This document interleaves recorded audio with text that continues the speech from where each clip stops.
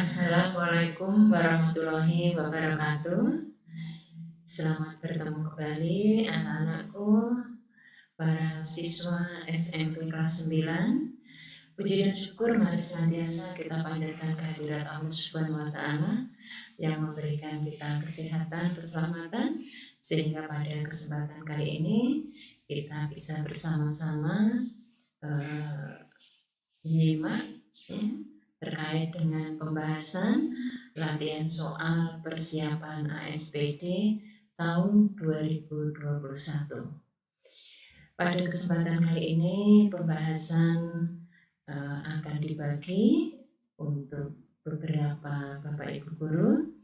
Untuk nomor 1 sampai nomor 10 bersama saya Bu Cahaya Ningsih dari SMP Negeri 4 Pakung. Baiklah anak-anakku, mari kita mulai. Nomor 1. Nah, pada soal nomor 1, anak-anak ditanyai terkait dengan makna kata animo. Nah, berkali Bu Cahaya menyampaikan bahwa terkait dengan makna kata ini memang berkaitan dengan keluasan kita dalam membaca. Ya, makna kata di sini akan terkait dengan makna leksikal. Namun demikian, tetap bisa kita cermati dari konteks dalam bacaan. Mari kita cermati. Dengan adanya pelatihan menulis artikel ini, animo guru semakin banyak.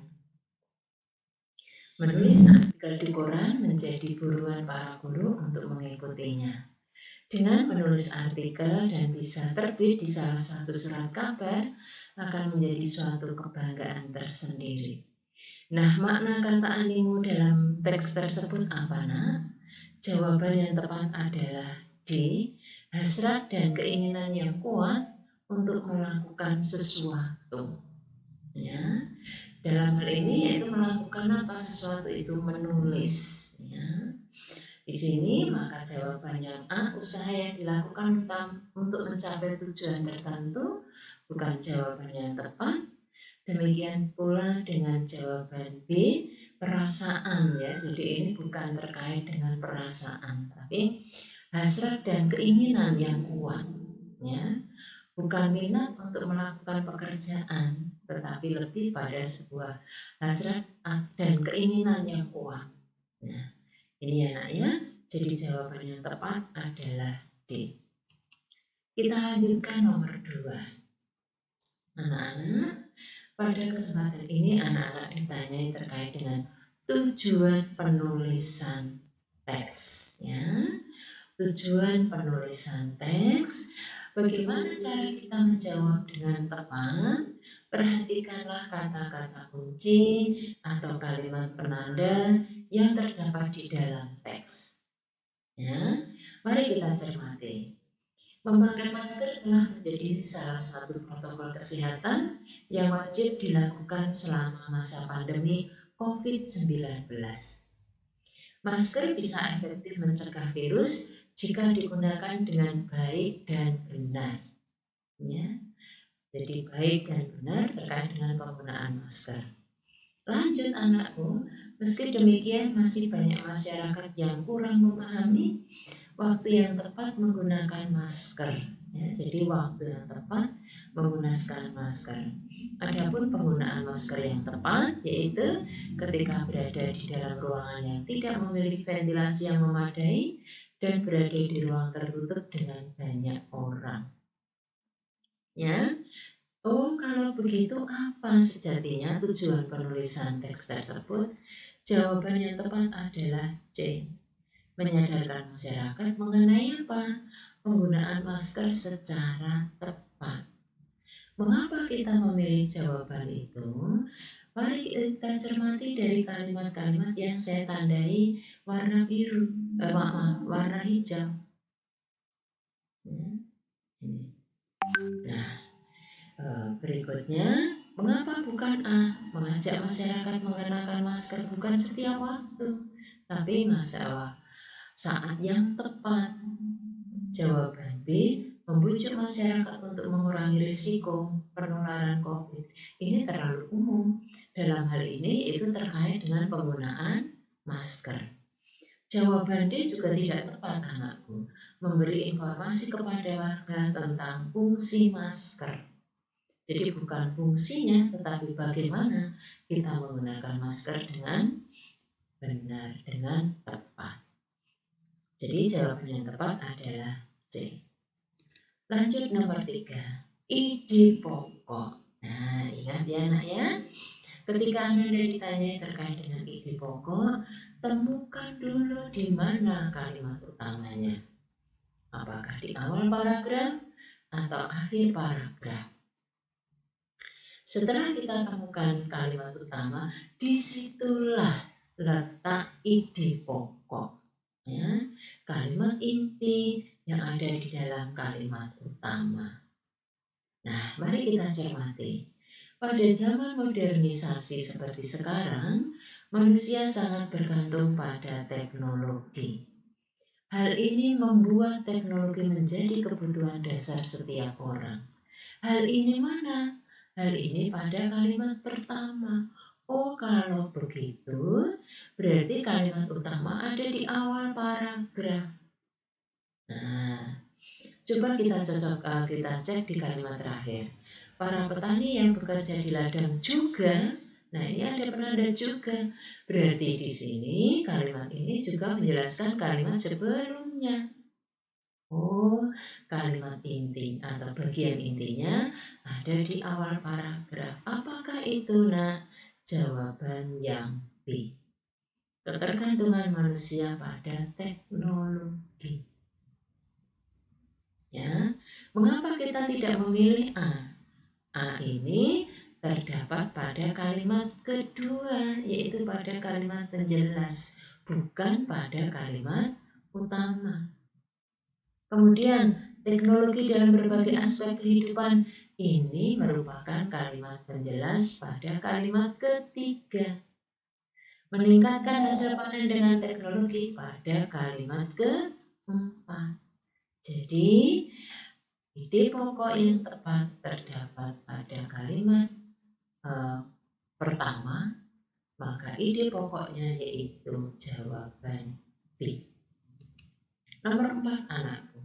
Pernyataan yang sesuai dengan isi teks tersebut. Nah, saat Anda ditanyai pernyataan, mari kita cocokkan pilihan jawaban dengan apa yang ada di dalam teks. Untuk berhasil menjawab pertanyaan ini diperlukan kecermatan. Ya, kecermatan anak-anak dalam memahami bacaan. Nah, jawaban yang tepat apa? Yaitu B. Gudeg yang pertama kali dikenal masyarakat Jogja adalah gudeg basah. Di manakah itu kita temukan? Yaitu pada kalimat pertama. Awalnya, gudeg yang dikenal oleh masyarakat Indonesia, khususnya Yogyakarta, adalah gudeg basah. Ini ya. Mengapa kita tidak memilih A? Gudeg kering merupakan gudeg yang dikenal lebih awal. Nah, ini berlawanan dengan jawaban kalimat pertama. Ya, bahwa yang lebih awal adalah gudeg basah. Mengapa jawaban C salah? Ya, gudeg basah ditemukan sekitar 6 dasawarsa yang lalu. Yang ditemukan sekitar 6 dasawarsa yang lalu yaitu gudeg kering. Ya, pada kalimat ketiga. Mengapa jawabannya tidak tepat? Bahwa gudeg khas Yogyakarta sudah dimanfaatkan sebagai industri pabrikan. Bukan industri pabrikan, ya, melainkan industri rumahan, ya, pada kalimat terakhir. Maka jawaban yang tepat adalah B. 5. Kalimat yang menyatakan hubungan syarat. Ayo, ingat ya, ketika Anda ditanya terkait dengan kalimat yang menandai hubungan syarat, apakah penandanya? yaitu jika, jikalau, apabila, ya, bila mana. Nah ini, mari kita cermati. Jika memang sudah menjadi anjuran pemerintah, lebih baik kita harus sadar diri dan melaksanakannya. Salah satunya dalam penggunaan masker. Ini ada kata jika. Kalimat kedua, coronavirus memang tidak bisa kita abaikan. Belum menandai hubungan syarat.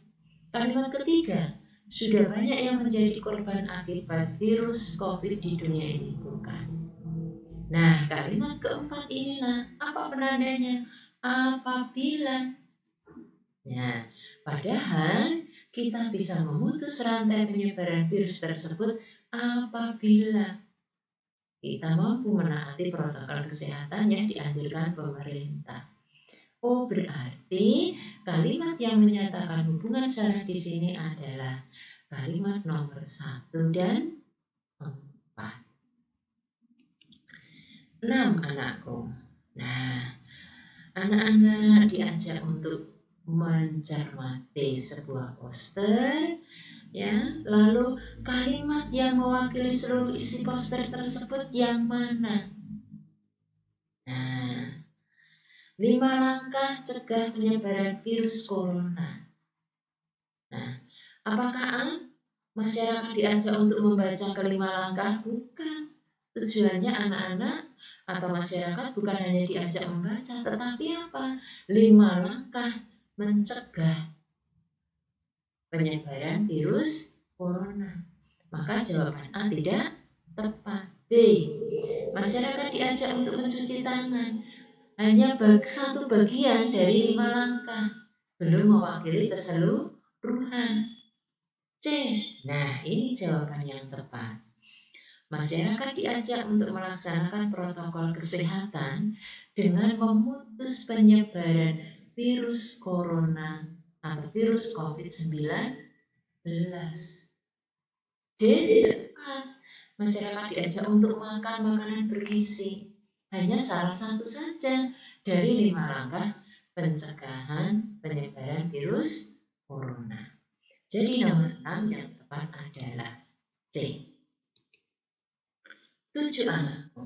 Nah, untuk soal nomor 7, mari kita atau anak-anak diajak untuk menentukan situasi yang kemungkinan muncul dalam masyarakat. Ya, ini dalam hal ini sempat membuat prediksi yang kemungkinan muncul dalam masyarakat berkaitan dengan teks. Tentang apa? Yaitu tentang kebijakan tilang elektronik atau Electronic Traffic Law Enforcement Act resmi diberlakukan mulai hari ini Selasa 23 Maret 2021. Sebanyak 12 kepolisian daerah Polda yang tersebar di seluruh Indonesia akan meluncurkan sistem tilang elektronik. Pengamat transportasi Ases Tigor Nainggolan mendukung kebijakan tilang elektronik yang dinilai akan memberikan dampak positif terhadap masyarakat. Salah satunya akan meningkatkan budaya disiplin masyarakat. Nah, lalu anak-anak diberi pilihan, yaitu ada 4 pernyataan. Pernyataan mana yang menunjukkan kemungkinan yang akan muncul, yaitu nomor 1 dan 3. Mengapa kita memilih nomor 1?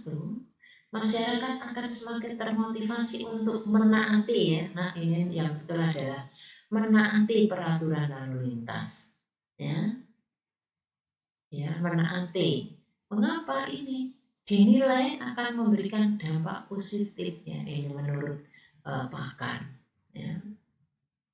Jadi kemungkinan yang muncul ini adalah masyarakat akan semakin termotivasi menaati peraturan lalu lintas. Dan nomor 3, berbagai kalangan yakin akan memberikan dampak positif, yaitu budaya disiplin di masyarakat meningkat. Ya, dengan adanya tilang elektronik ini, ya, dampak positif. Mengapa kita tidak memilih nomor 2? Masyarakat mempertanyakan apakah hal tersebut tidak memberatkan, ya. Oh, bukan, ini bukan prediksi yang akan muncul. 4 juga bukan, masyarakat mempertanyakan dampak positifnya. Jadi tidak akan menanyakan dampak positif, tapi masyarakat akan memiliki budaya disiplin. Nah, masyarakat akan semakin termotivasi menaati peraturan. Maka jawaban yang tepat adalah B. 8 anakku, ringkasan isi teks. Nah, terkait dengan ringkasan ini ingat kata kuncinya ide pokok 1 plus ide pokok 2 urut, ya. Sebagai bentuk ringkas itu urut, tidak boleh dibalik. Ide pokok mari kita temukan, apakah ada di awal paragraf atau akhir paragraf di tiap paragrafnya. Mari kita cermati. Stroke merupakan penyakit yang cukup berbahaya. Penyakit ini, nah ini mana? Berarti kalimat utama ada pada kalimat pertama. Ditanya penyakit ini, nah ini di sini menjelaskan kalimat sebelumnya. Kita ingat bahwa kalimat utama merupakan kalimat yang bersifat umum. Lanjut ke paragraf kedua. Penyakit stroke dibagi menjadi 2, yaitu stroke iskemik dan stroke hemoragik. Stroke iskemik, nah kalimat kedua pada paragraf kedua ini menjelaskan kalimat pertama. Kalau begitu, ide pokoknya ada di awal paragraf, baik paragraf pertama maupun paragraf kedua. Tinggal kita ambil. Maka pilihan yang tepat apa? Stroke merupakan penyakit berbahaya dan terbagi dalam 2 jenis. Ya, ini yang saya tandai warna hijau. Ya, nak ya? Nah, mengapa B tidak tepat? Stroke merupakan penyakit cerebrovaskular akibat kurangnya darah. Ini hanya ada di paragraf pertama. Stroke terjadi akibat penyumbatan oksigen dan darah di dalam otak. Ya, ini juga ada di paragraf pertama. Stroke terdiri dari 2 jenis. Nah, ini ada di paragraf kedua saja. Jadi jawaban yang tepat itu A, karena merupakan bentuk ringkas dari paragraf 1 dan paragraf kedua. Jadi jawaban yang tepat adalah A. 9 anakku, simpulan teks. Ingat ya, simpulan itu merupakan pendapat akhir berdasarkan data-data yang tersaji di dalam teks. Ya, data-data apa yang tersaji di dalam teks itulah kemudian kita simpulkan. Mari kita cermati. Rambut yang terlihat indah jika dilihat dari jauh belum tentu tanpa masalah. Rambut bisa saja menjadi kering, rontok, atau bercabang. Sinar matahari, iklim, polusi diduga berperan terhadap perubahan dan kerusakan rambut. Ditambah dengan pemakaian blow dry, ya, kemudian pelurus atau catokan, pengeriting, dan pewarna rambut. Rambut perlu dijaga kelembapannya. Oh, kalau begitu, apa yang bisa kita simpulkan? Yaitu A. Perawatan rambut diperlukan untuk mengatasi kerusakan. Mengapa kita memilih A? Ini ada data-data yang menjadi kering, rontok, bercabang, sinar matahari, kemudian pemakaian blow dry, kemudian pelurus, ya. Lalu rambut perlu dijaga. Oh, kalau begitu, pendapat akhir kita berdasarkan data-data tersebut bahwa perawatan rambut bukan untuk mengatasi kerusakan. Ya, mengapa kita tidak memilih B? Rambut yang terlihat indah selalu saja mempunyai masalah. bukan selalu, belum tentu ya.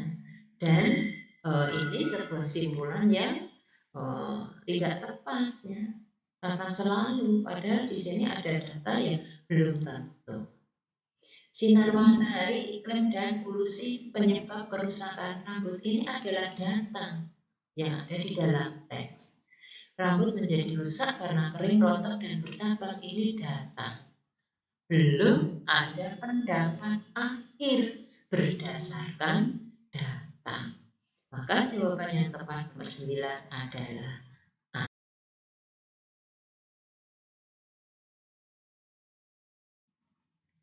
soal nomor 10 terkait dengan fakta. Nah, jadi anak-anak bisa ditanyai tentang fakta, bisa juga ditanyai tentang opini.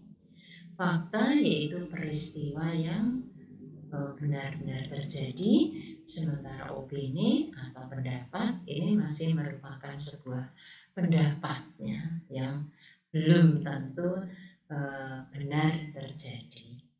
Nah, baik, mari kita cermati fakta yang terdapat pada teks tersebut, yaitu kalimat nomor berapa? Yaitu kalimat nomor 1. Mari cermati.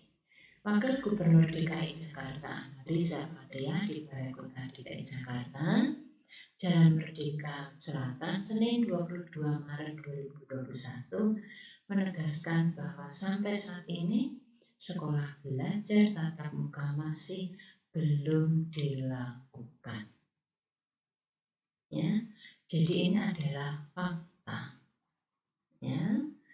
Kemudian yang kedua, berdasarkan data Satgas Covid di ibu kota saat ini terkonfirmasi positif sejumlah 1.474 kasus baru.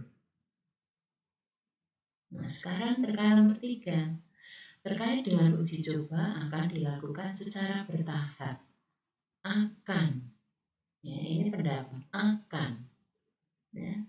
Sekolah-sekolah diharapkan ya mempersiapkan diri untuk melakukan tatap muka bila memungkinkan. Jadi diharapkan ini menjadi penanda sebagai opini. Akan dilakukan ini juga penanda opini. Maka untuk nomor 10 jawaban yang tepat adalah A. Nah, demikian anak-anak untuk pembahasan soal nomor 1 sampai dengan nomor 10. Selamat belajar, sukses untuk anak-anak. Selanjutnya, soal nomor 11 sampai 20 akan dibahas oleh Ibu Resti Tuta Estin Amiwardani MPD dari SMP Negeri 1 Kalasan. Terima kasih.